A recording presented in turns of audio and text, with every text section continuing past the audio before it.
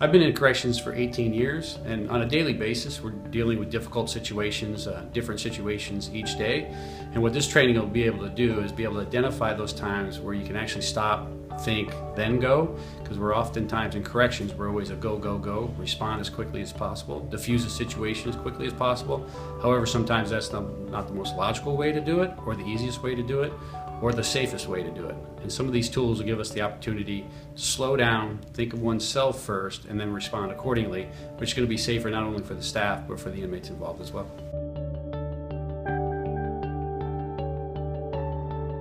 One of the key things that I got out of this was that even though you may have a bad start, you had a bad day, you're low on the ladder, and you realize that your interaction's not going well, you can stop, you can rethink, you can apologize for how you just acted, or just correct yourself. It's not too late. You can always de-escalate.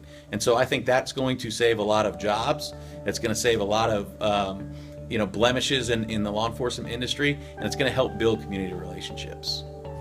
In corrections, you don't have as many tools as the police officer on the street. You don't have the taser, you don't have the baton or the pepper spray. A lot of times corrections officers have a radio and handcuffs, and their biggest tool is their mouth, how they treat people, how they deal with people, and this is what this training is all about.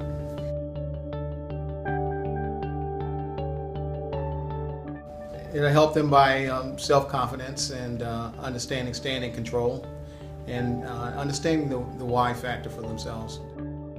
Because oftentimes being in a stressful situation, you go home, you have a lot of that built up stress, you get to your family life with your wife, your kids, your significant others, or your family, and you automatically respond as you would at work or under that same amount of stress that you had at work, where this will give you the opportunity to reflect back on and stop, think, and then respond, and probably be very appreciative from the family so you won't be barking out so much. I think it's something that I can use to take back home and talk with my wife and talk with my adult children who don't want to leave home in terms of some skills that they could use as they are faced with some of the challenges of being young millenniums in America today. Being able to realize when you're off duty, if you're on the lower rungs of the ladder, that you have to pull yourself up.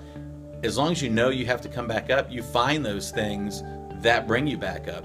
We started out with the exercise about what do you love, and it immediately changed the room, and it changed the atmosphere, and I know it worked for me. I had a big smile on my face, and so those kind of tools that are available to us that we just don't take advantage of, that was a big asset for us.